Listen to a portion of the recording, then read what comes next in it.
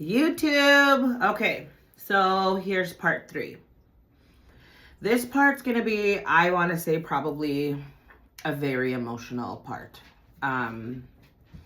This part's gonna be hard for me to talk about, and I was kind of avoiding it as I was going through, part 1, 2, right?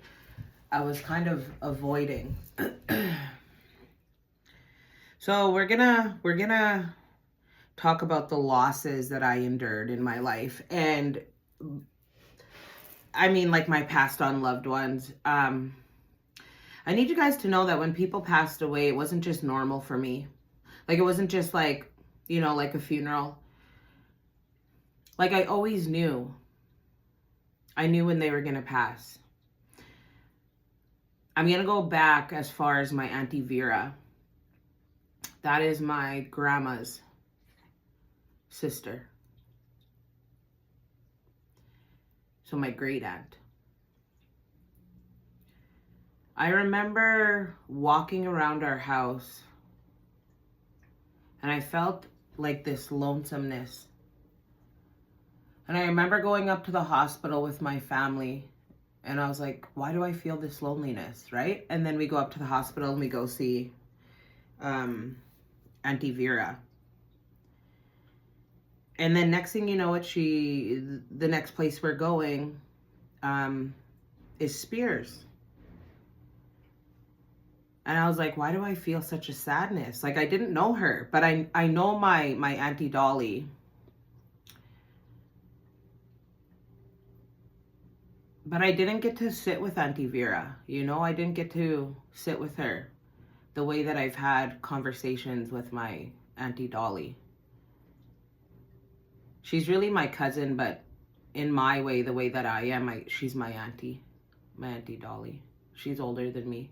That's how we are in our culture, right? My one sister doesn't follow that at all. She's like, cousin is cousin, sister is sister, and that's that, right? Like, which is fine. And then the next funeral that I had, you guys, and this is where shit starts getting weird in my family, Like, that's when this darkness all of a sudden just shows up, So my mom and my auntie, they're little pill partners, okay? My mom called her Sweetheart, and my Auntie Esther called my mom Star. That was their nicknames for each other. And they had their little pill parties. We all knew. They got together. They had those little metal pill containers. And mom would come over and she'd be like, what do you got? And auntie's like, well, what do you got? And then they'd trade their little pills, their Restorol, Xanax. I don't know. I know for sure Restorol and Xanax. Mom would, she'll get Halcyon or Valium. Stuff like that, right? And so, but our moms were fucking fantastic. I remember my auntie and my mom went through a lot. My auntie slept. She slept with quite a few of my mom's men. But my mom never ever put a man before her sister. You know what I mean? Like, even though my Auntie Esther did my mom wrong, I feel like they did throughout life, right? Because my mom was very much like me, like outspoken, and people didn't like that. And my mom's supposed to be the baby sister of them all, but my mom wasn't. She was not the baby sister. My mom was the glue that kept that family together. But nonetheless, my auntie and my mom, like, I think about their relationship, and holy fuck, they've been through a lot together. And I remember just a week before my Auntie Esther passed away, my mom and her weren't talking. Something about, someone was holding out on something, whether auntie got pills and then mom was mad. Smoothie, breakfast. Mom was mad. Or auntie was mad at mom. I can guarantee you it was about pills, though. I will tell you that. Like, oh, I gave you this many and you're supposed to pay me back. Because I heard them argue like that plenty of times. You can ask my sisters, you can ask my cousins. They won't damn lie. They damn know. They used to argue about stupid shit like sisters, right? So they weren't talking. And I was at Giant Tiger and I saw my auntie. She goes, oh, my girl. I was like, Auntie, what are you doing? And she cut her little hair and she's looking really fragile. I was like, oh, you're so cute. I miss you so much. And I hug her and I kiss her. And she goes, what are you up to? And I told her, I said, oh, I'm working and whatever. And she goes, do you have any tobacco, my girl? Because that's when they rolled smokes, right? Do you have any tobacco, my girl? I said, no, Auntie, I get paid on Friday, though. I said, I'll come drop some off. She goes, okay, my girl, make sure you come. I said, okay. So Friday rolls around. I kept thinking of my auntie. I said, I'll go see her tomorrow. I had a lot to do. I was paying bills. I had to go get groceries. And then I was going out. Me and my sister, Melissa, and our friends. I don't remember who we all went out with that night. But fuck, was my auntie heavy on my heart. Again, right? I was like, what the fuck? I couldn't shake it. And I told Melissa, my sister, I said, I was supposed to take Auntie tobacco and I didn't. I said, I feel bad. We should go there. I was all drunk, right? She goes, no, go take it to her tomorrow. I said, okay. All of a sudden we were, I slept at my sister Melissa's every time we went out. I always slept at her house, right? So I went to bed. Sorry if you guys can hear my washing machine right now. It's really loud, so you guys must be able to hear it. It'll stop here right away. It's just spinning. So anyways, I get up in the morning and again, that lonesome feeling. And I told Melissa, I said, we should go over to Auntie's here pretty soon. And this is how we were. Us in our family, we're very powerful this way. We don't understand how we do it. We'll either see somebody and then they pass away, or we talk about someone. It's like the universe is lining us up, right? And I keep telling her, I said, let's go to Auntie's. And then all of a sudden my mom, or I called home. And all of a sudden my cousin Greg was sitting there, which is my Auntie Esther's son. What are you doing, Mom? Well, I'm feeling lonesome for Auntie. And then my mom's listening to Hank Williams. She goes, me too, my girl. I feel lonesome for her. Greg's here. I said, oh, how's Auntie then? He said, she's fine. I said, oh. And my mom too, she sounds off. I was like, what's wrong, Mom? She's like, something's wrong, my girl. I said, oh, I feel that too. I said, ask Mel. I told her, because I was supposed to go and give Auntie tobacco, and I didn't. I feel bad that I didn't go give her the tobacco, Mom. And even ask Mel. I'm telling her, like, let's go see Auntie, right? And she goes, my girl, he said that she's sleeping. And it's like 11 o'clock by this time, you guys. Anybody who's older, you know you're up with the fucking birds, okay? You don't sleep in. And Auntie didn't, and neither did my mom. And if they were talking, they would have been on the phone with each other 5 o'clock in the morning, right? But they weren't talking. And it was weird that Greg wanted to come over. So my mom sent for him at 8 o'clock in the morning to go pick him up. He was acting off, weird, right? He was acting off, my mom said, that whole morning. She goes, something's wrong with my sister. I can feel it, my girl. I said, she goes, bye. I love you too. She yells to my cousin Greg. So I guess my dad was taking him home. I said, well, that was a nice little visit. She goes, it was short. He come here about, I don't know, it was like 8:30 or something when my dad got back with him. And he didn't have much to say, but something was off with him. So my dad goes and takes my cousin Greg home. And they get to the house and my little cousin Nathan's on the phone with 911. My auntie was laying in her living room in the fetal position. None of us knew what happened. But if you do the math, it's impossible for this to happen, eh? Like, this is the part that really fucked me up about this family. That's when I started, like, I don't get it. So my dad runs in and he's trying to do CPR on my auntie, but she's already rigor mortis, like full tilt rigor mortis, like stiff. He said, hard as a rock. He couldn't move her. Nene's crying. Greg's like, I don't know, like a fucking dumbass. And I don't care, all my family's gonna know, but I never liked him since then. I never liked him. And I don't care that my family knows that I never liked him. Especially after that. We waited for my auntie's coroner's report because we didn't understand, and Greg's story didn't add up. Things didn't add up, and nobody did no investigation, no nothing. And, you know, everyone's report in my family, it's a rhythmic heartbeat or rhythmic, whatever the fuck that's called, you guys. I don't know what it's called, word for word. Said her heart skipped a beat. But in the coroner's report, it showed that she passed away at midnight. Just after midnight. She was laying in that position after midnight and Greg was there. What happened from 12 to 1 to 2 to 3 to 4 to 5 to 6 to 7 to 8 when my dad picked him up? What happened in those hours? You didn't notice that she was laying there in a fetal position?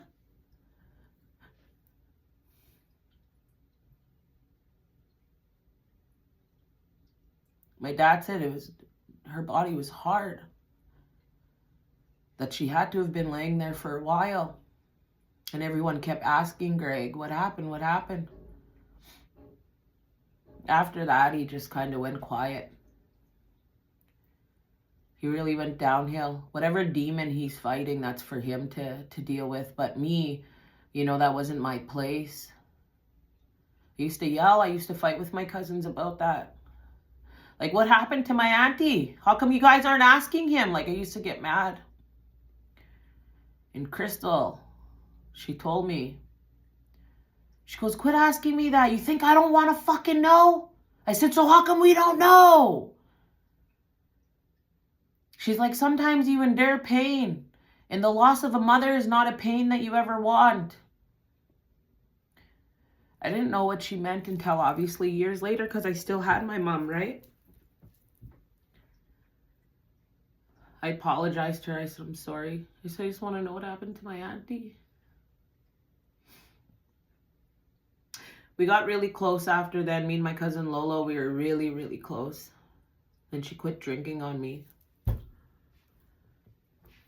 So then I hung to my cousin Crystal. Laura went off and lived her own life, left everyone alone after her mom died, which is okay. That's okay.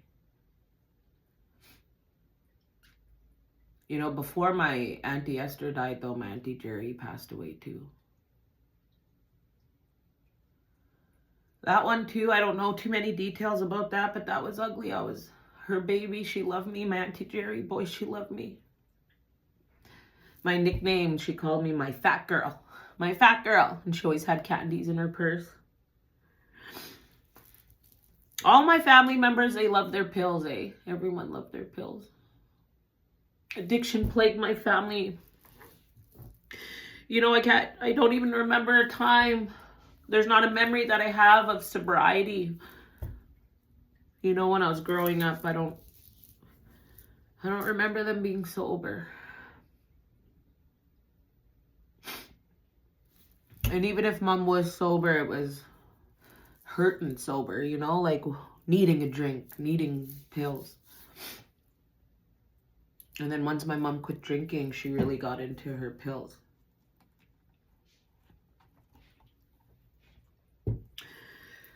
Those deaths really messed me up, but I know I gained.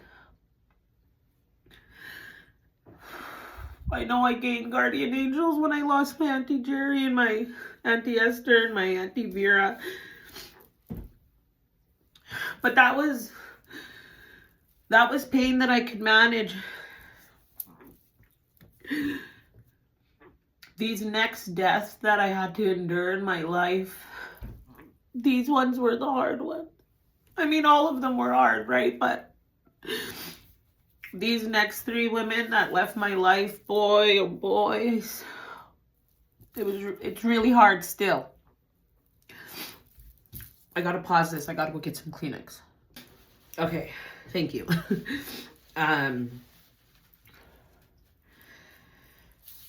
So that is like Even when my Auntie Jerry passed, I felt it.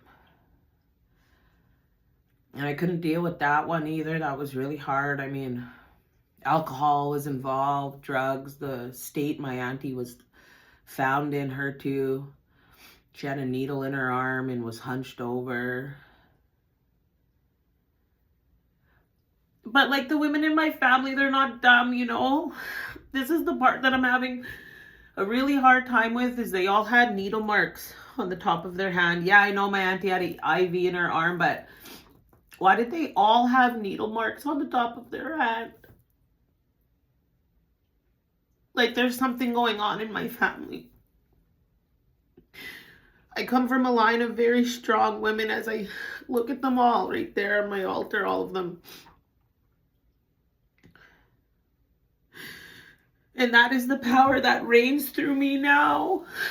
And now I know why I'm hated by everyone, you know?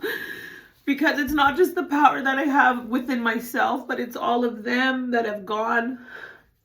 They walk with me, and I'm hated for that. I'm hated for the love that each one of them had for me.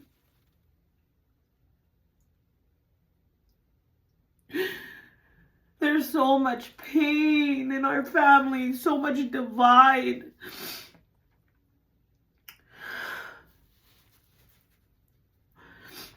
So many things that happened to my mom. You know, my oldest sister is she's a sister cousin. My Auntie Rosie, that's my mom's half sister. She has a different dad. Her firstborn daughter slept with my mom's baby daddy, which is my sister Melissa's baby daddy, like her dad. Slept with her man and conceived a baby, which is my cousin Alicia. And they're like sister cousins. Like they're just dumb. Like when we think about familiar spirits, I think my Auntie Rosie and her kids are the familiar spirit, that they just come into your life and cause havoc. Her kids are the same way. They fought at my uncle Barney's funeral. Fuck, they used to call welfare, child tax, like just fucking shit disturbers, you know? Like they're just miserable. And so when we're going through all of these trials and pain, you know, they were there, they pretend to be loving and caring, and then they just go stab every one of us in the back, you know? They're gonna suffer though, like their mom did. My Auntie Rosie, I love her. I love my Auntie Rosie, I do. Not many people in my family will say that. I do love her. She loved me. I was, again, her favorite. I'm everyone's favorite. But she was, my auntie was bad. She was evil when she was here, you know, and I loved her though, because she was never like that to me. I always helped her, took care of her. She broke her arm, used to go wash her body, clean her house. I was the only one that got a ring from her. I mean, her grandchildren, they did too, right? But I mean, like outside of her little family. I feel like I'm trying to avoid talking about these next stories. You know, my cousin Crystal is a big pillar, her too, of this family. My sister Patricia, huge pillar of this family.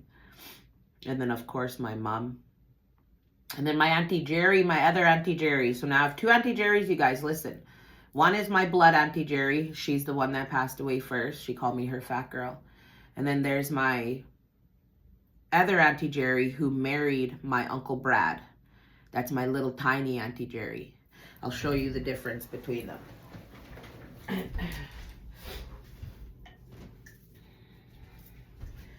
This is my big Auntie Jerry. I love her. Okay. This is my mom's sister.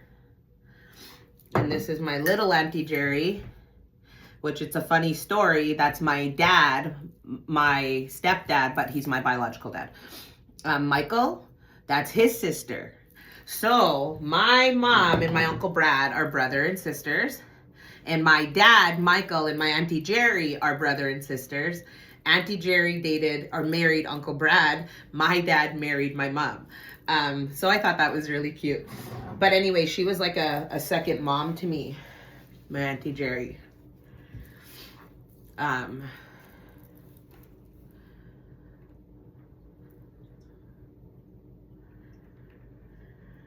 Oh, it was a hard one. But my sister went first. December 9th, 2011, at 27. It was a journey with her. That's when I really believed it was her. It was her passing.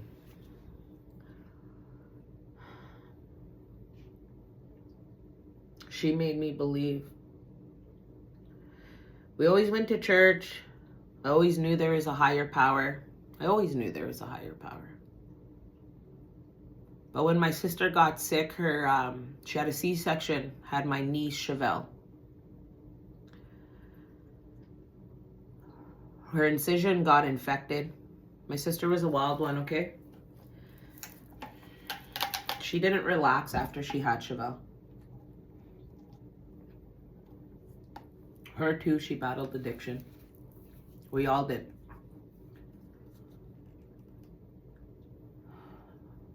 She took off from my mom's house, where she was calling around trying to find her, couldn't find her. All of a sudden, my mom got a call from the hospital saying that they found my sister passed out in the front of a yard. She was going septic. That infection got so infected, went into her blood.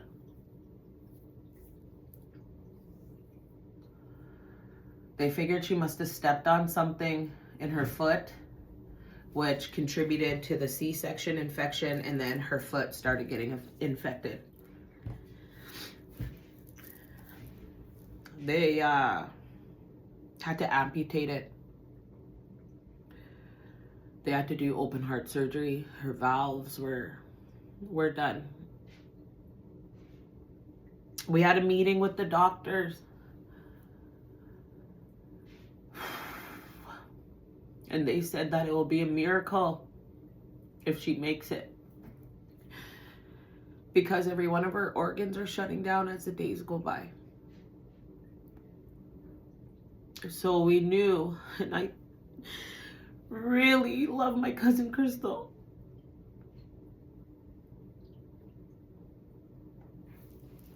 We knew we had to do something. There was nothing that the Muniao way would do that we'd have to go and do our way.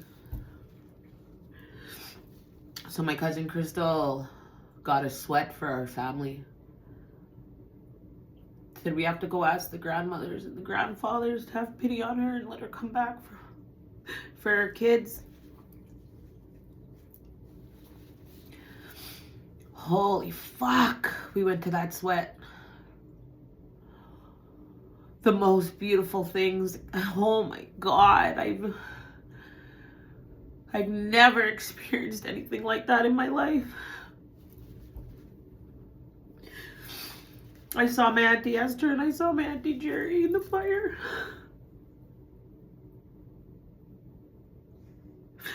I could hear my ancestors who walked this land long before I did. I could hear them singing. It sounded like we had a whole tribe in that hut. I saw the grandfathers, I saw the grandmothers, and all their faces coming out of the flames. There's a horse. You could hear him galloping on the outside of the sweat. I could feel his tail hit my back. I was scared at first. I was like, what the fuck? And then second round, please don't take her. And they showed me a lot of things. And they're holy smokes, man. The most powerful thing is our medicine, is our native ways. I get why the world tries to get rid of us. Fuck, we're magnificent and powerful and beautiful and strong and independent and resilient, and you could just feel all the ancestors that left there. They're like, don't worry, we'll bring her back to you. We went back to the hospital that evening after we were done feasting and, you know, doing what we have to do after a sweat. We went back up to the hospital, all of us. No word of a lie, you guys. As soon as we all walked into her room, because we said we have to turn off the detectors, we have to smudge her here quickly. We told them, right? After we're all done, we were told what to do. The elder told us. So they turned off the fire alarm or whatever so we could smudge in her room. And as soon as we all walked in there, holy, you guys, it fucking freaked me out. No fucking bullshit. It fucking freaked me out. All of a sudden, she's sedated, you guys, okay? Like heavily sedated because all of her organs are shutting down. The nurse pops in and she says, okay, the fire alarm is off. I don't know what you guys went and did, but I just want you all to know right now, her vitals are going up. Her vitals are going up, okay? And she just walked out and we're like, what? Right? Because she was on the verge of like, they were going to cut her off of everything and just let her go. They're like, there's nothing more we can do for her, right? Well, that doesn't work. Not for us. You're not taking my sister, boy. No, you're not. So we went and we did what we had to do. And all of a sudden, all of her vitals are changing, right? And of course, she said, we'll know more tomorrow when the doctor comes in. So anyways, after that happens, we're all surrounding her bed. Her fucking eyes open. Her fucking eyes open, you guys. Like, she was laying there. She freaked everybody. And that's my sister, Patricia. If you guys knew her, she's fucking hilarious, okay? Like, y'all think I'm funny? No. She's fucking hilarious. So she's laying, like, we walk in and she's like this, and all of a sudden, her eyes just open all big, and we're like, and then all of a sudden she starts looking like a little bit worried, and Evan knew. I could see them too, but I didn't say anything to anyone. Like, I could see the spirits of the, like, literally their faces, and it's like a little, like, feathery. Like, it looked feathery of all of these faces coming in. And as I'm seeing them come in through the window, I'm looking at my sister, and she's looking at the window too.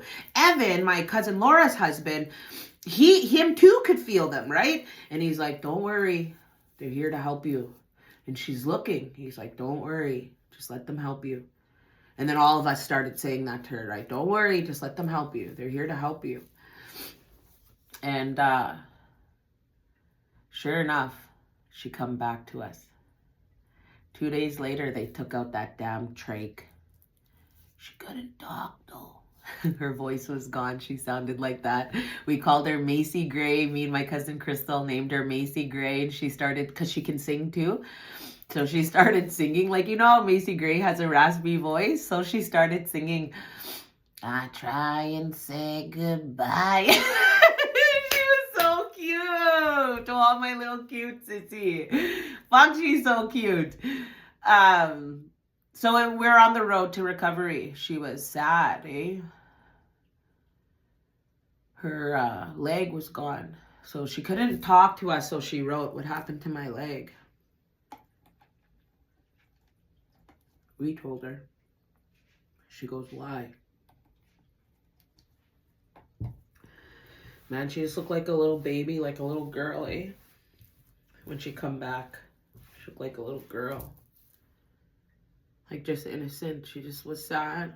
Why'd you take my leg? Why would you let them take my leg, Mommy? She kept saying to my mom, like, writing it down. Why would you let them take my leg, Mommy? My mom said it was either that or your life, my baby. She's just sad about it, right? And she came back and she said, heaven is real. She said, I saw them. She goes, your sisters, they're up there. She goes, Papa really is short. So my grandpa, my grandma's husband, my papa, his nickname was Shorty. And she comes back and she's like, Papa really is short. And my mom starts laughing, and she had private messages for each of us, when she come back. She was honest. When it was my turn to talk to her, I had an abortion. I want to say like 6 months before my sister got sick. I didn't tell nobody. I didn't want to have another one of Kevin's kids. I didn't want to raise them all by myself. It's the biggest regret that I ever have. I know you're not supposed to have regrets in life. That is one of them. That I allowed a man to make me feel like I couldn't take care of my babies, or that I needed him when I knew I never did. But my sister saw my baby and she said she's going to come back to you with the little girl. She said, why would you do that, sister? You're supposed to be done with him.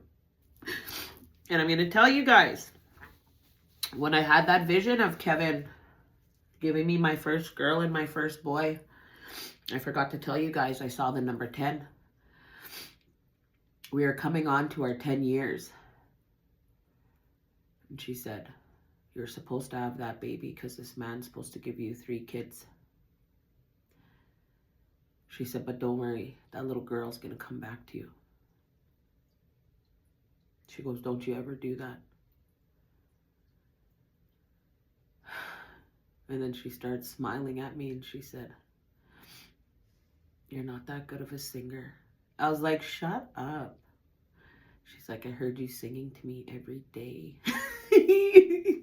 This made me laugh from having, because that's how we are, right? Having a serious conversation. And she just made me laugh. Every day. I said, did you hear us? She goes, yeah. She's like, I heard every fucking thing and I couldn't even move. I couldn't even talk to you guys. I couldn't even wake up. It was pissing me off. She was so fucking mad about the sedation. She's like, I fucking heard everything. And then she said, thank you, my sister, for singing to me. Every day I sang to her, Bob Marley. 3 Little Birds. Don't worry about a thing, because every little thing is gonna be alright. Every day I sang to her. And it was my cousin Crystal, so I love her so much. I mean, I loved her so much anyways, always. All my life I was always with my cousin Crystal, me and Patricia. Whether I was babysitting and Pat was out partying, whatever, I was still always with my cousin. I don't even like to call her that. I call her my sister. She was up there every day because my cousin was working at the hospital there, social worker at the hospital. So she was up there every day with my sister. They were eating together, laughing together. She would bring her stuff to do. Like, Crystal literally devoted her life to, like, and her nickname, Patricia's nickname was Grandma, okay? Because she was slow as fucking shit, okay? Like, this, she's fast, okay? But she's slow. Like, when you ask her to do something, she was slow, okay? So anyway, she was up there every day with her grandma. Come on, Grandma. Always wheeling her around, right? Taking her to physio. Finally, the time come when my sister could get out. She got out. She wanted to come stay with me. I said, yep.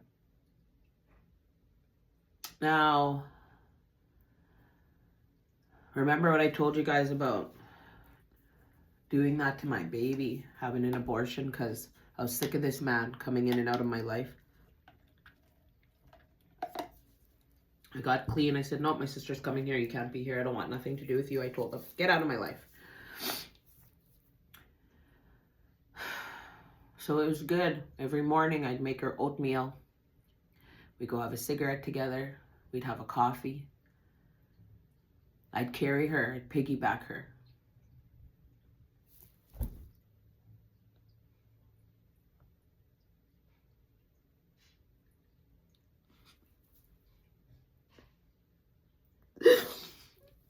At stairs, so I had to piggyback her upstairs. I'd bath her. She was weak. She had her heart surgery. Her leg was gone. She's just learning her motor skills again, so she needed help.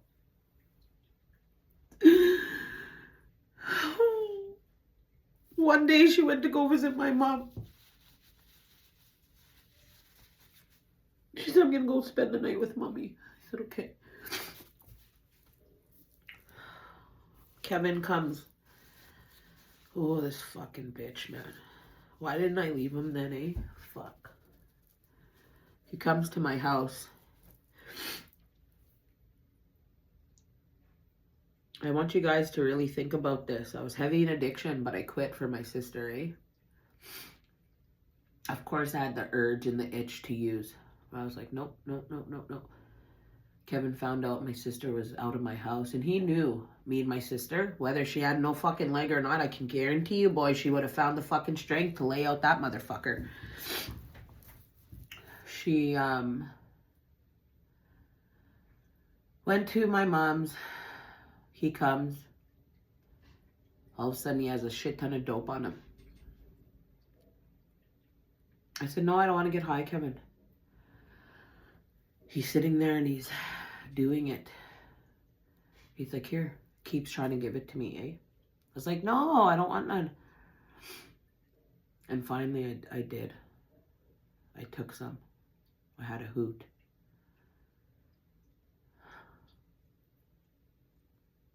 We ended up getting into a fight because it carried on.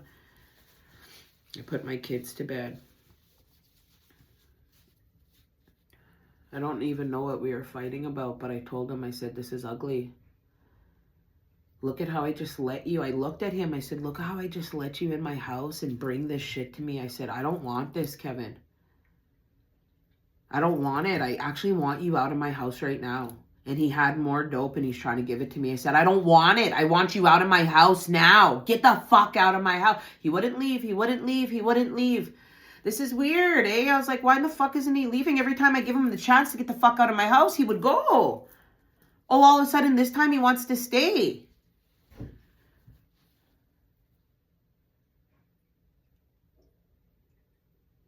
I told him to get the fuck out of my house now, or I'm calling the cops. I said, I don't care what happens. I said, I just want you out. I said, if they make me go to treatment or they try and take me, I don't give a fuck. I said, I'm willing to just get the fuck out of my house. This stupid fucking bitch called my mom's house. My mom picked up the phone, so did Patricia. Brenda! He starts crying around to my mom. I love her. I don't want to leave her. She's mad at me. Yeah, we got high. He starts like just saying everything to my mom. My sister's on the phone. So then my sister calls me the next day and she said, I can't come back there. I can't come back there, Sissy. I was like, no, come here. She's like, I can't. I can't risk being around that. I can't. She like, even hearing that you were doing it made her want to use. She said, I can't. Oh, I'm so fucking mad at him. My sister left. She went to my mom. But 2 days later, Crater took her home. She told my mom. My mom didn't tell any of us until after. But she said, Mommy, God's giving me back for a little bit. But my job here is done. She said, I have to go home. I won't be here long. I'm not going to make it to Christmas. My mom said, no, my baby, don't say that. So on December 8th, she got picked up from her baby daddy, Barry. He's a fucking goof. He's dead now. She got picked up from him. And they went out to Vibank. He gave her drugs.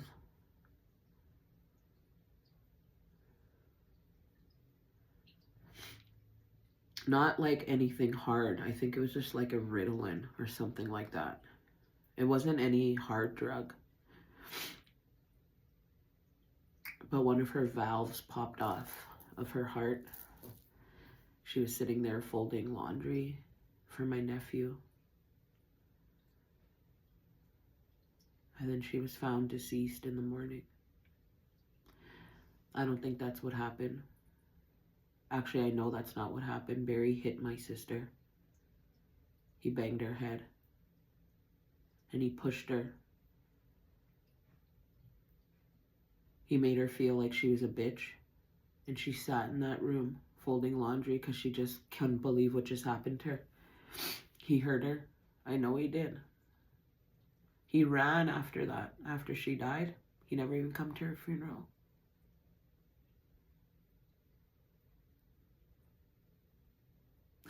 So I carried that pain and anger not only towards myself, towards Kevin, towards Barry. Kevin had to go and open up his big fucking mouth. Made my sissy leave. And then Barry comes and takes her and she dies. And it was only later, like years, probably like 5 years ago, you guys, when I realized why it all had to happen that way. When I sat with God and he talked to me and he showed me that wasn't our burden to bear. If I would have found my sister, I promise you guys, I would have grabbed a knife and I would have probably my own neck. If my mom would have found my sister, oh my God. I know that God did what he did. I know that Kevin acted that way for a reason. I know it all happened the way that it did for a reason. But it was still painful.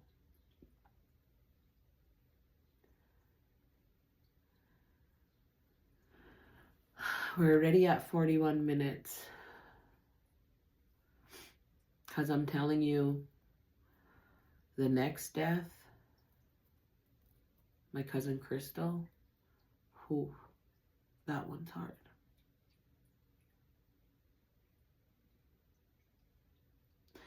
So my cousin took care of my sister and me, planned her funeral. And she left me a voicemail that night on the 8th, December 8th. I didn't check it until the morning.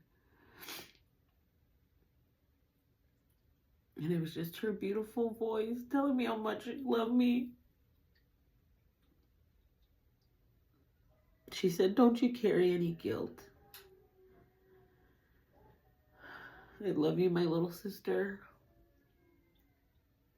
Play this song for me." And then she played it. If I die young, bury me in satin, lay me down on a bed of roses. So that's what we did. She wore satin and we buried her in a bed of roses. My niece and nephew got taken from us. From Barry. He took off. He took off, you guys. And again, nobody did nothing. I was like, why does she have a mark on her head here? I was like, how does a heart valve just fall off? Like, nobody asked any questions. I was like, and why did she have intravenous on her hand? Even mommy, my mommy, she's like, what happened to my baby? And nobody helped us. It was just some, black native dead, right? Found in a Mooneyao town. They didn't do no investigation, nothing. I'm telling you guys, it was like that for every woman in my family. Nobody did nothing. It's just another dead Indian. Nobody cared. This is why these forces were stopping me from making these videos, because the light that I'm going to shed.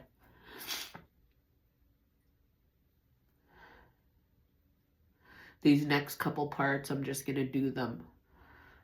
I'm just going to call them the part that they are. So this is Patricia's part. My next part, I'll do Crystal's part. In the next part, I'll do Auntie Jerry and Mummy's part. Because even my Auntie Jerry too. Why was she left in that hospital room? Even when my uncle pulled her off life support, she didn't want to go. Manti stayed for like 3 days, man. Trying to say as soon as you pull her off that machine, she'll go. Fuck no. I walk with a very powerful line of women. Holy fuck. I've always had the power to see and feel things, and she told me that too. She's the one who told me that. She said, my sister, you're going to be on stages. Big stages. She goes, and you'll see me. I'll be with you always. And she showed me our favorite movie was The Crow. And she said, this is how you'll know it's me. I'm going to be the most biggest, beautifulest crow you'll ever see. Not a raven, it's a crow. It's like, okay. Sure enough, my whole journey, I have pictures of her everywhere. Sitting here right at this window, one cub sat right there, just yelling at me. I was like, yep, that's Patricia. Always giving me shit. I've been through a lot. I don't want pity from nobody. I share my stories because I want you guys to know who I am and where this power comes from. That I'm not magnificent just on my own, you know. Comes from these ones. These women that walked this earth with me. And no longer walk with me physically, but they do spiritually. And whatever entity thinking that they were going to take them from me and be able to take me out, you have another fucking thing coming. You have another fucking thing coming. No. I am a soul that just can't be. It's not going to happen. They already told me that. Oh, I got goosebumps. I got to chill. Oh, they told me that won't happen. I am going to be on lots of stages. I am going to heal many people with my pain. This is my purpose. Like I told you guys, I think we'll do those in parts. Maybe I'll do Crystal's part later this afternoon. I just need a little reset. Maybe I'll come back on in 15 minutes and do Crystal's part just because I'll let the energy flow. But just upload this one, like upload them separately so they're not just like 3 hours long. Holy. Okay. I love you guys.